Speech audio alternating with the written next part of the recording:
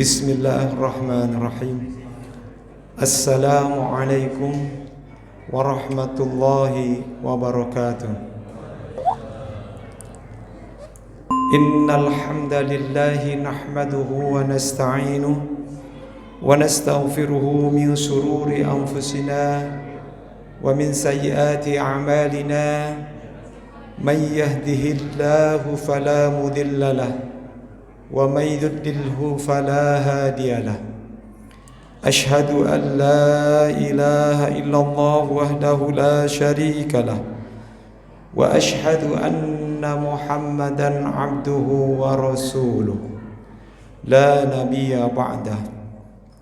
Allahumma salli wa sallim ala sayyidina Muhammadin wa ala alihi wa ashabihi wa qarabatihi ajma'in. Wa ba'du. Bapak-bapak, ibu-ibu, anak-anakku sekalian yang pagi hari ini mengikuti masih dalam kegiatan pesantren kilat yang senantiasa insyaallah mendapatkan rahmat dari Allah Subhanahu wa taala. Amin amin ya rabbal alamin. Bapak-bapak, ibu-ibu, sidang salat subuh yang senantiasa insyaallah mendapatkan keberkahan dari Allah Subhanahu wa taala.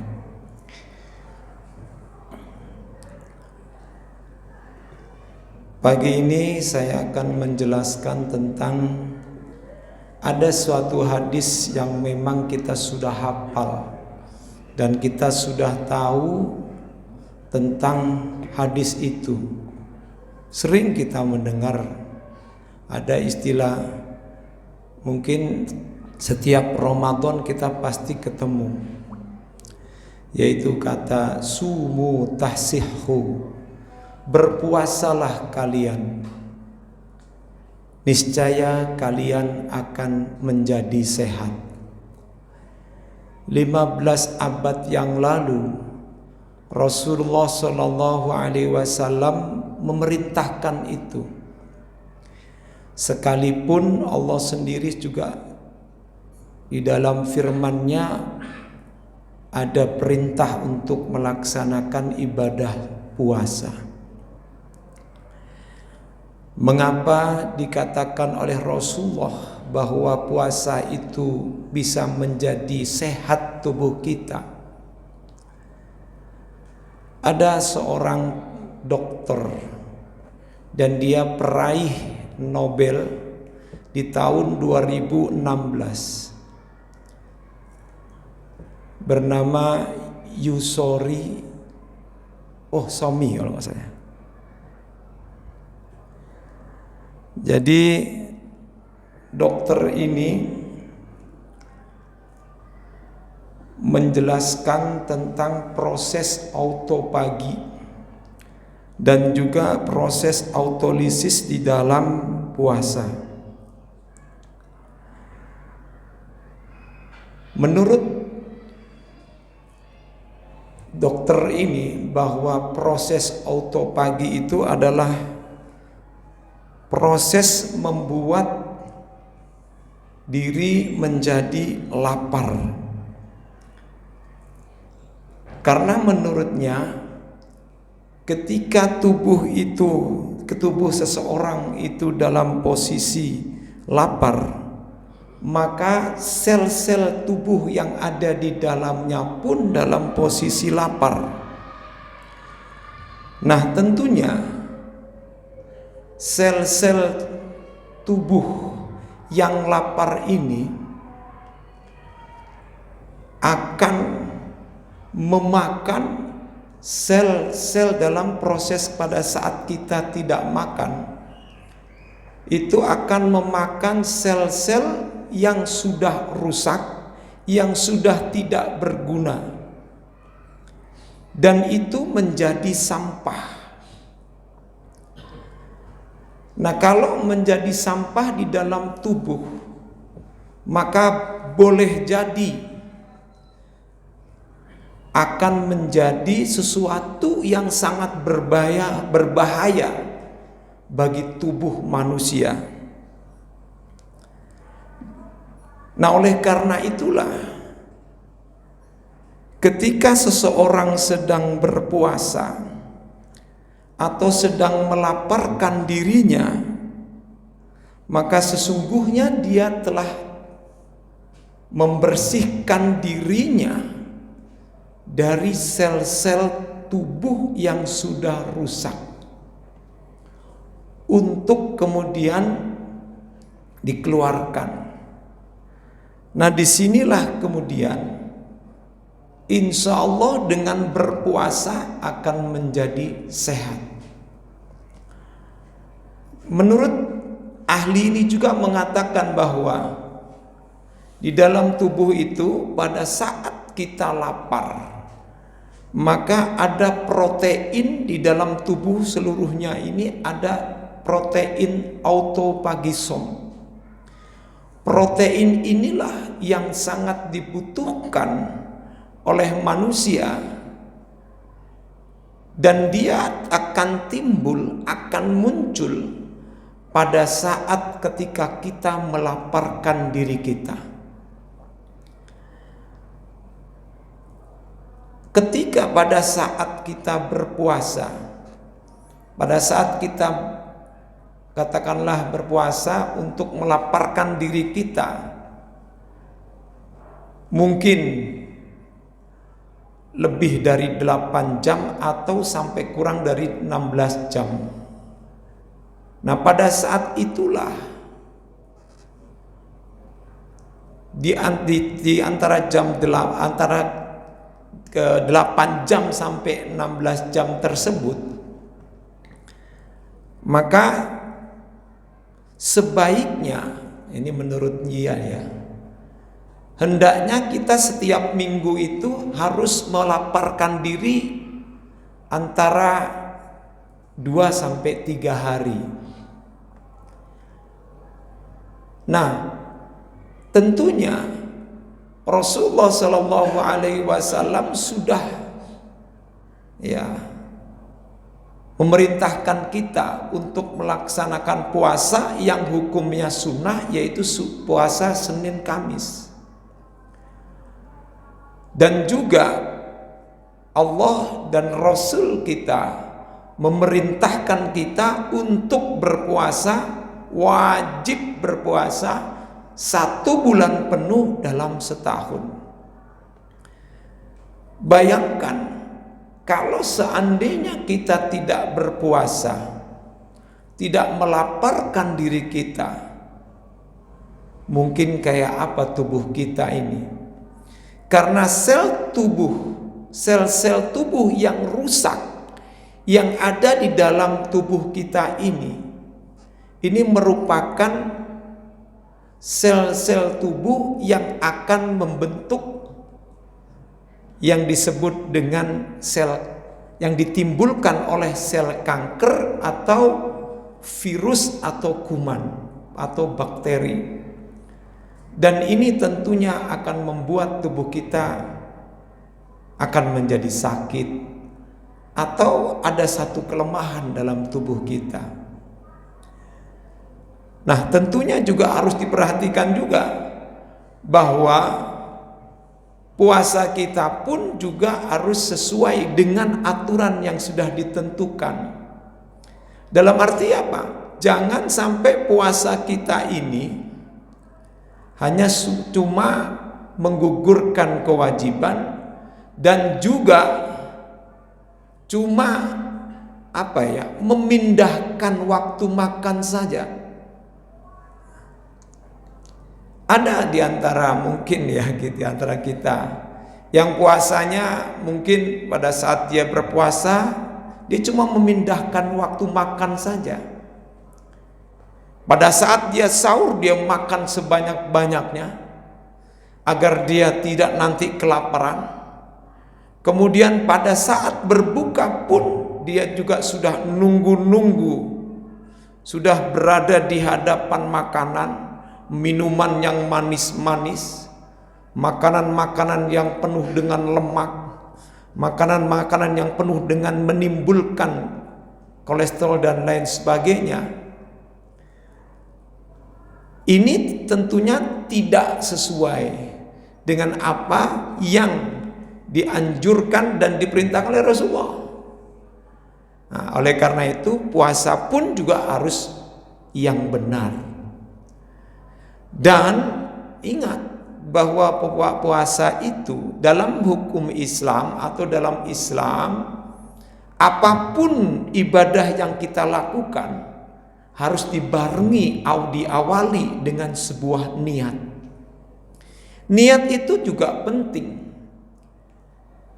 Seseorang yang berpuasa tanpa niat, atau katakanlah misalnya dia tidak makan gitu, karena tidak ada apa-apa yang bisa dimakan, lalu kemudian dia berpuasa, artinya tidak niat.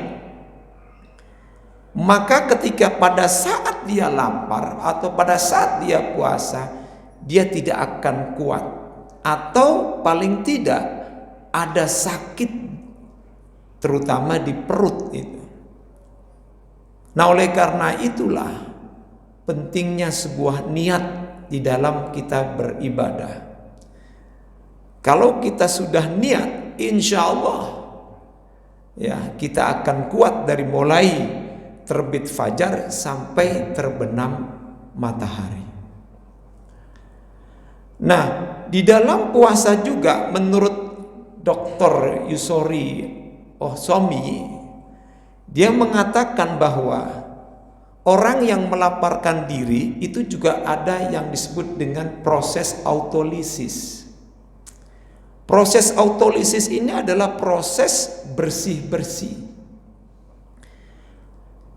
Ya, antara sekitar katakanlah bahwa kita ini setiap 8 jam setelah kita tidak makan dan tidak minum, mungkin antara sekitar jam 12 atau jam katakanlah jam 5 atau menuju ke jam 6, itu biasanya ada perasaan kita sudah mulai gitu ya, ada agak lemes. Nah, pada saat proses dalam tubuh kita dalam keadaan lemas, itu justru itu adalah proses yang pada saat itu tubuh sedang bersih-bersih, terutama sel-sel di dalam tubuh itu sedang bersih-bersih. Karena mengapa? Ya, namanya pada saat dia ingat bahwa tubuh pada saat kita habis makan itu membutuhkan 8 jam dalam proses pencernaan makanan itu. Nah, bagaimana dengan orang yang tidak berpuasa misalnya? Orang yang tidak berpuasa, katakanlah 8 jam, jam 7 pagi dia sudah makan. 7 ditambah 8 jam, katakanlah misalnya berarti jam 15 ya, atau jam 3 sore. Ya, harusnya dia tidak makan, tapi jam 12 dia sudah makan lagi. Maka kapan proses dia atau tubuh-tubuh kita ini akan istirahat? Nah, kalau misalnya jam 3 sudah makan, ditambah 8 jam lagi dalam rangka pencernaan makanan atau nutrisi yang ada dalam tubuh kita ini, 8 ditambah 15 katakanlah misalnya jam 12 ya. Kok jadi nggak tahu nih hitung-hitungannya.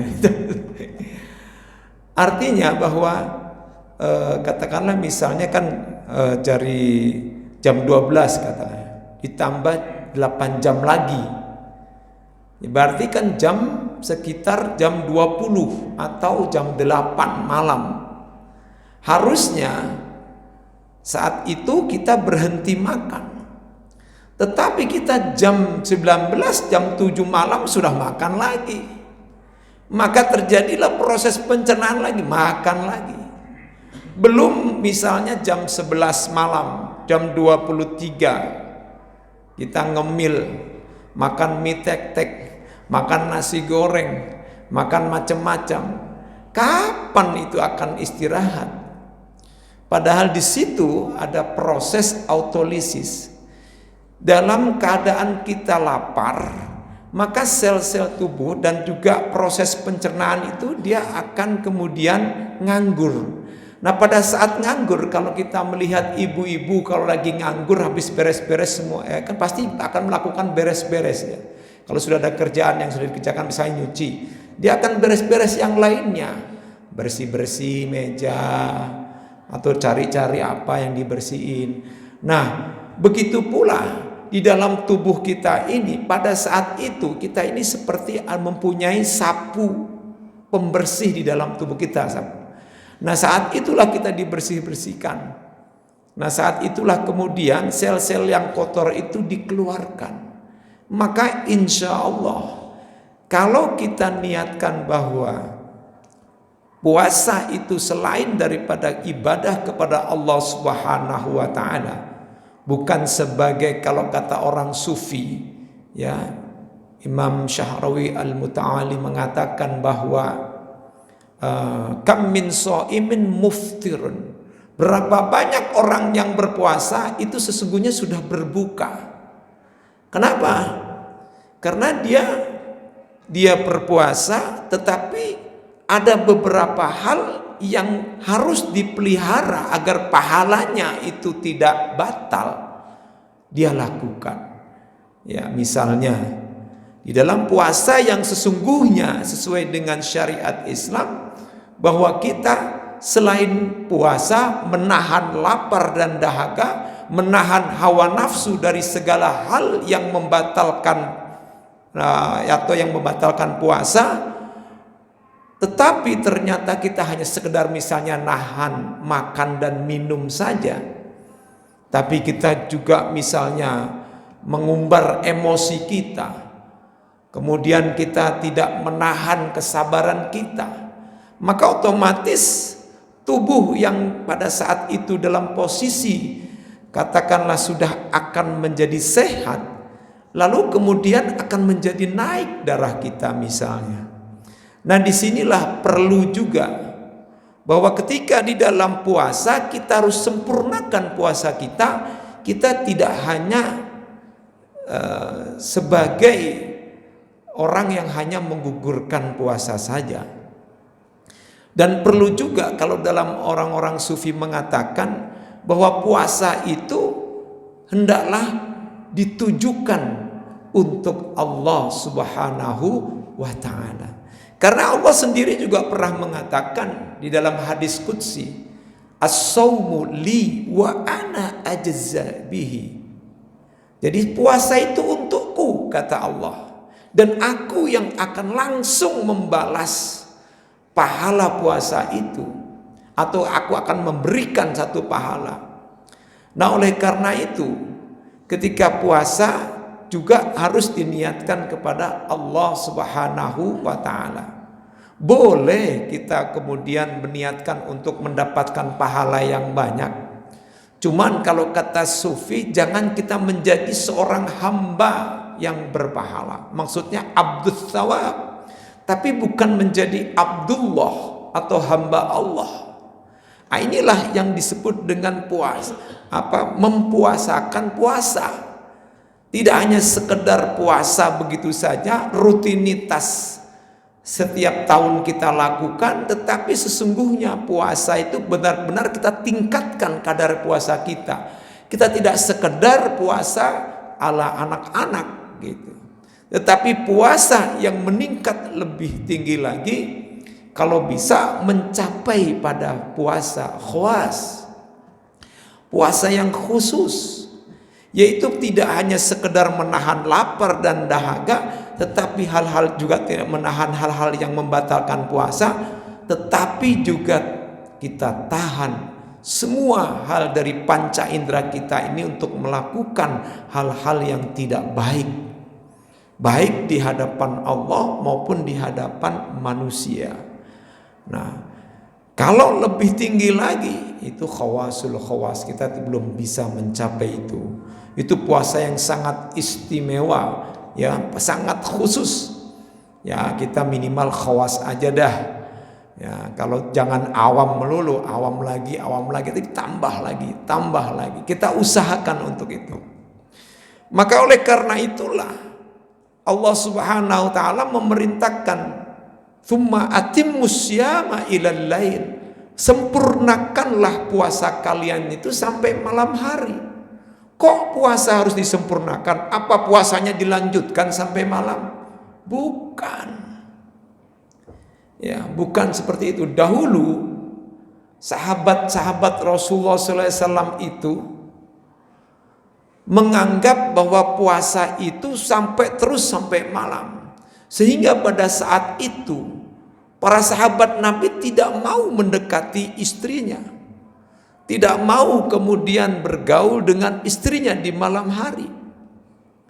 Maka kemudian turunlah ayat yang mengatakan fal'ana bashiruhunna. Ya, hanya larangannya situ dikatakan wala taqrabuhunna wa antum akifuna fil masajid.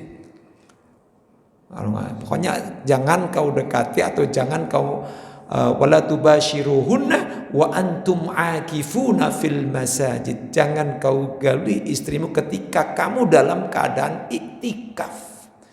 Ini kan enggak iktikaf. Nah, saat itu banyak itu sampai seorang sahabat itu, ada beberapa sahabat itu terkenal, yaitu bahwa sampai dia nggak tahannya untuk mendekati istrinya, maka begitu pas buka puasa, itu bukanya bukan pakai minum dulu, mendatangi istrinya dulu. Nah, itu batalinya begitu ya. Saking itu, makanya fal'ana bashiruhunna, maka sekarang silakan kau datangi keluargamu itu, atau kau datangi istrimu itu, kau dekati istrimu itu. Maksudnya di saat malam hari dibolehkan bagi kita untuk mendekati keluarga kita. Nah, ini sungguh luar biasa. Puasa yang diperintahkan oleh Allah dan kemudian juga dilakukan oleh Rasulullah sebagai contoh suri teladan kita, ternyata adalah puasa yang betul-betul manusiawi dan puasa yang sangat memperhatikan hal-hal yang manusiawi. Bukan puasa yang kayak dilakukan oleh misalnya oleh dukun-dukun misalnya. Puasa mutih misalnya. Ya kan? Puasa mutih, makan buka cuman pakai nasi sama air putih. Kemudian ada puasa wisol.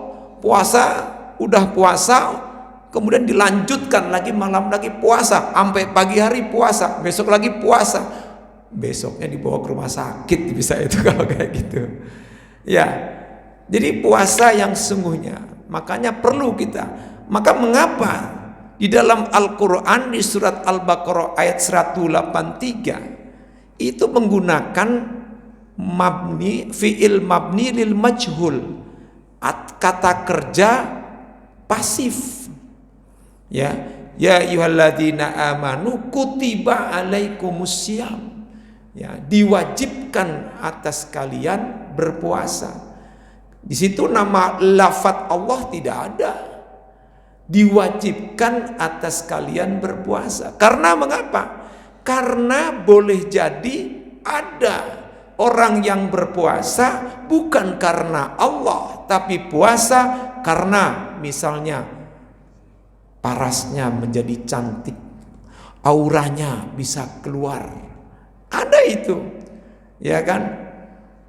Dia puasa supaya nanti bisa kebal. Dulu saya pernah ikut ya. Puasa bisa kebal. Saat itu puasa saya. Wudunya aja pakai minyak wangi banget itu. Tahu minyak apaan tuh saya juga bingung. Itu ada sekelompok pencak silat budaya kalau nggak salah.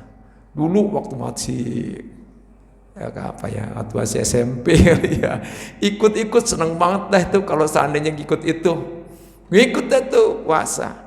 Malamnya suruh mandi malam-malam, makannya suruh makan ayam, ayamnya harus warna hitam semua, habis itu disembelih kemudian dibakar, dimakan sendiri sih gitu. Ada teman sih, saya baru cerita, saya baru mau masuk harus di ini dulu, apa istilahnya ya, ditatar dulu lah ibaratnya kalau masih baru masuk mah.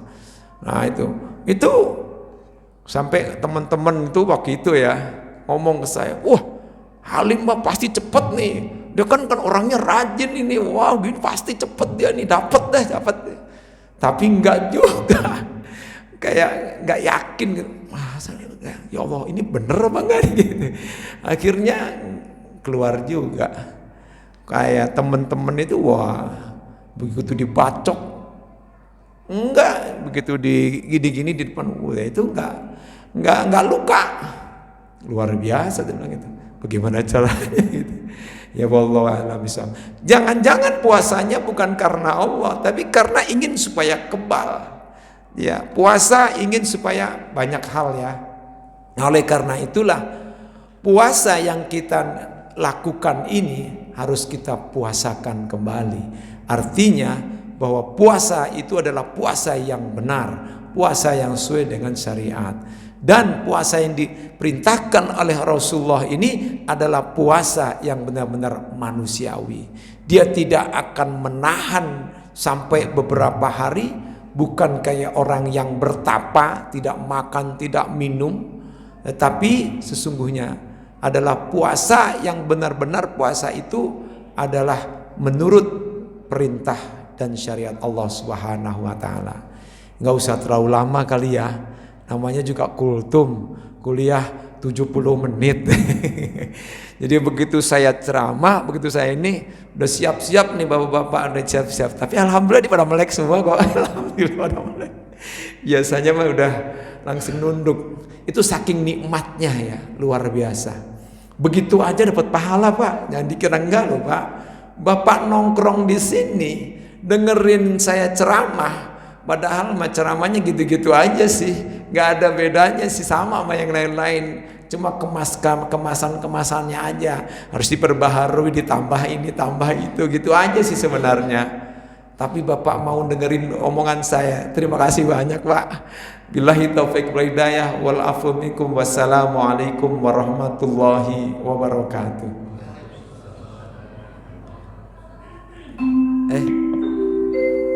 Ada pertanyaan? Kereta mau buat berangkat.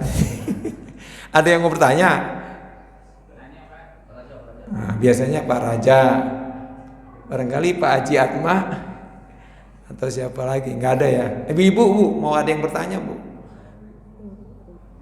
Nah, kalau bisa saya jawab, kalau enggak saya tahan sebagai PR saya gitu. Nggak ada ya Pak ya? Baik, terima kasih.